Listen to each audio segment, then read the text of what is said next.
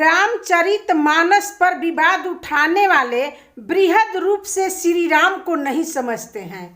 नमस्कार, time facts news में आपका स्वागत है।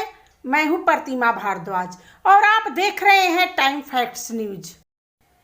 रामचरितमानस को लेकर जो देश में बयानबाजी चल रही है, इसी पर हमारे साथ बात करने के लिए हमारे चैनल पर आचार्य रणधीर ओझा जी और बक्सर जिले के जाने माने समाजसेवी रविंद्र कुमार मिश्रा उर्फ कोरैल मिश्रा हमारे दर्शकों को रामचरितमानस के बारे में बताएंगे कि एक एक चौपाई और एक एक दोहा में क्या खूबी है। तो आइए हम इन लोगों की बातों को सुनते हैं। कोई भी हो, किसी कास्ट के हो, कोई भी आदमी जो इस तरीके की बात कहता है, वो आदमी स्वयं ही उसका मति भ्रम आदमी है, वो सही नहीं है। क्योंकि माता पिता पर अविश्वास बर्ताव देना, माता पर, पिता पर, ग्रंथ पर, अभी भी उनका शादी हुआ होगा तो ग्रंथ से ही हुआ होगा। उनका बच्चा जन्म लिया होगा तो जो भी कुंडली देखे होंगे, जो भी ग्रंथ से ही देखे होंगे। सब कुछ वो काम किया। उनका पिताजी भी मानते हैं, उनका दादा माने हैं, उनका पूर्वज जब से आए हैं तब से उस चीज़ को माने हैं। एक किस लिए काट रहे हैं, इसका कारण बताएं और इससे उनको क्या नुकसान हुआ, वो चीज़ पहले समाज में रखें, तब न ट्रीटमेंट होता है। मान लीजिए डॉक्टर से आदमी ट्रीटमेंट कराता है, हमको फोड़ा हुआ है, तकलीफ हुआ है, कुछ हुआ तो डॉक्टर से ट्रीटमेंट कराता है। उनको क्या तकलीफ हुआ इससे? और रह गई बात कि हरि का जो चीज़ होता है नाम, वो सबका बस का नहीं है। लिखा गया है कि हरि अनंत, हरि कथा अनंत है। हरि का जो कथा है वो अनंत है, वो हम लोग का बस का नहीं है। हम लोग नाली का भी कीड़ा है, हम लोग नहीं समझ पाएंगे। जितना घड़ी हम लोग लेना है ले लीजिए नाम। रह गई बात अपना स्वभाव का, विचार का, तो उनसे हम ये प्रश्न करते हैं कि वो ठीक है, वो चीज़ गलत हो गया है, काटते हैं तो काटिए अपने मन से, लेकिन ये बताइए कि तुम्हारे शरीर जो बना है वो भगवान नहीं बनाए हैं। इसमें टीका जो तुम लगाते हो लीलार पर, वो टीका को तुम क्यों नहीं अपने पैर पर लगाते हो?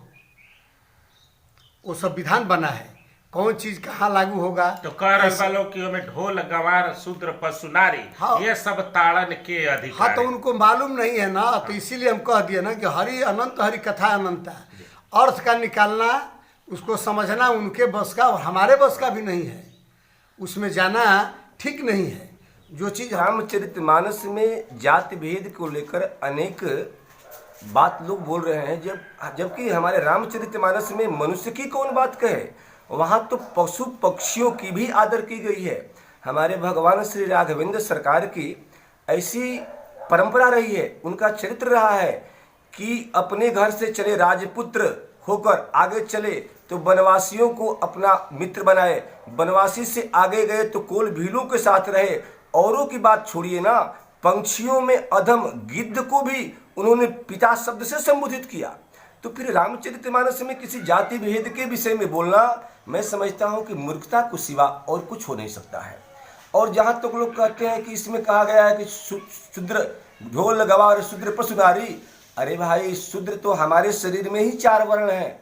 छत ब्राह्मण, ब्राह्मणों से मुखमासित बाहु राजन्य कृतः वैश्य पद्भ्याम शूद्रो वजायत। शूद्र की कहाँ भर्त्सना की गई है?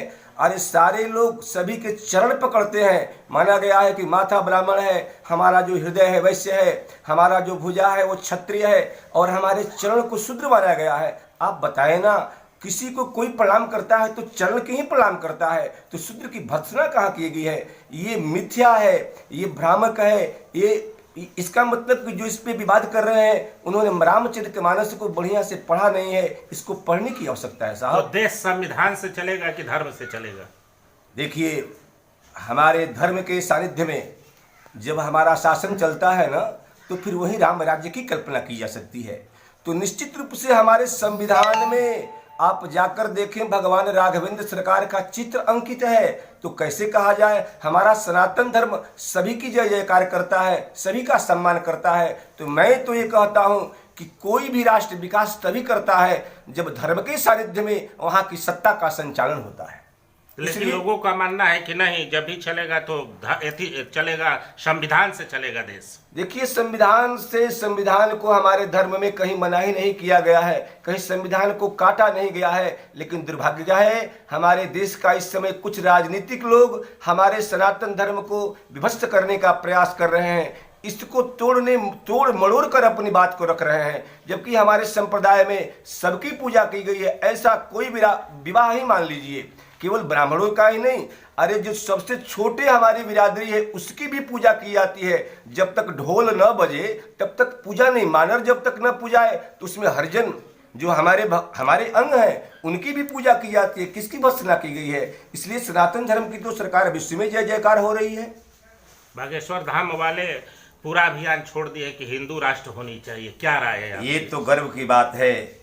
अगर हमारे देश में मुस्लिम राष्ट्र है, ईसाई राष्ट्र है, हमारे भारत देश में अगर हिंदू राष्ट्र हो जाए हमारा भारत देश, तो इससे सौभाग्य की बात क्या हो सकती है।